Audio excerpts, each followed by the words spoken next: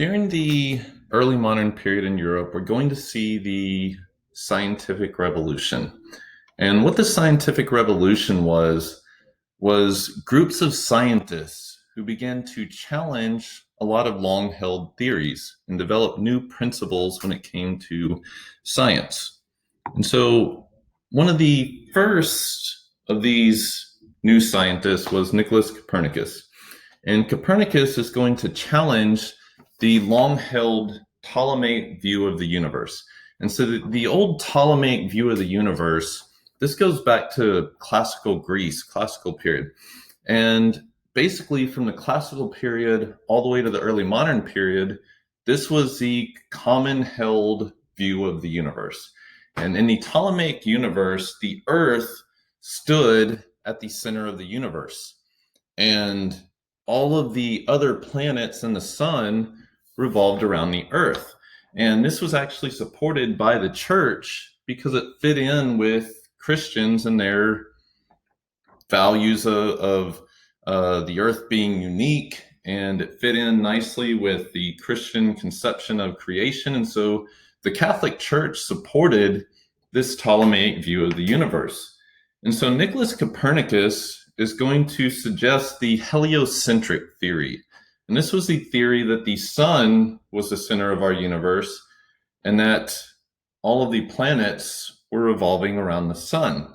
Now, this is going to clash with the Catholic Church because it basically held that the Earth was just another planet, that it wasn't unique.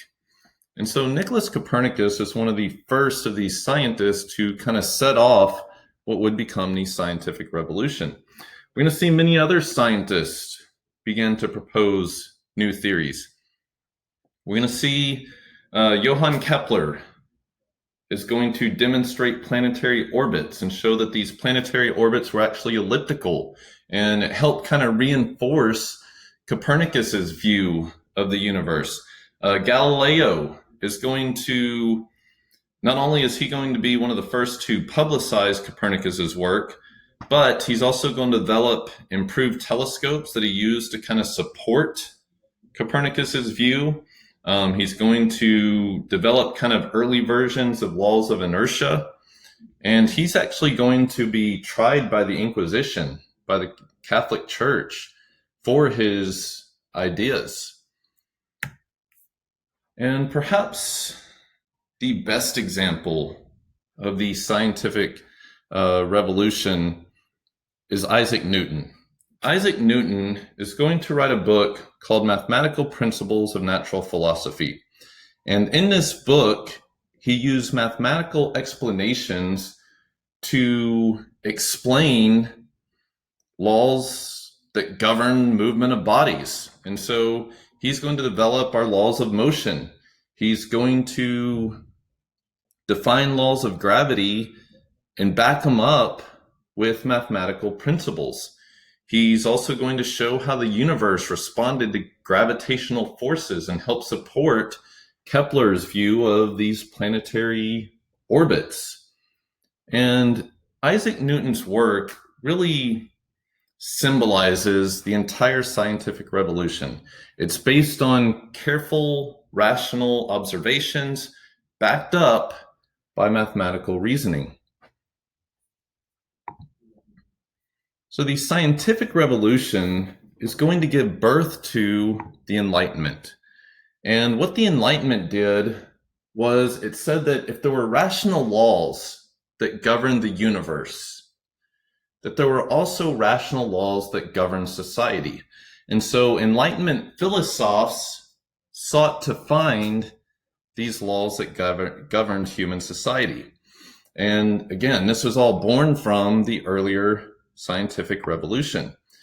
And so one of the most important of these Enlightenment philosophers was Voltaire. In fact, he's known as the father of the Enlightenment. He was a great writer, published over 10,000 letters where he spoke out for things like religious freedom and individual freedoms. We're also going to see John Locke develop his ideas of natural rights. And so what John Locke said was that all people are born with natural rights. What he said were life, liberty, and property. and that it's the job of the government to protect people's natural rights. But he took this a step further, saying that if a government failed to protect people's natural rights, then it was justified for the people to revolt against that government and replace it with a new one. And John Locke's ideas are going to serve as the backbone for the American Declaration of Independence. Baron de Montesquieu, another philosopher that's important to the United States, he's going to develop principles of separation of powers and checks and balances. We're also going to see the spread of new ideas when it comes to religion. Many of these philosophers are going to embrace the idea of deism. And so deists believe in a God, but they believe that God basically created all of these scientific laws.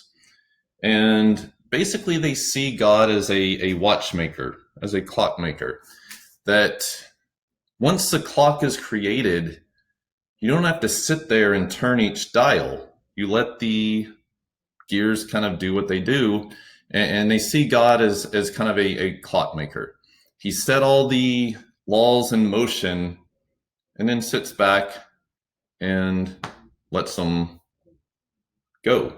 And so they kind of see God as a distant God. So when we look at the impact of the Enlightenment, first off, it's going to, in some ways, weaken the power of the church and organized religion. It's going to encourage more secular values, and it's also going to kind of subject society to more rational analysis and ultimately help promote progress. But the Enlightenment is also going to help fuel many of our political revolutions of the next era. People begin to demand a voice in government, and they demand that their government protect their natural rights. And when those governments fail to do that, we're going to see the spread of political revolutions at the beginning of the next era.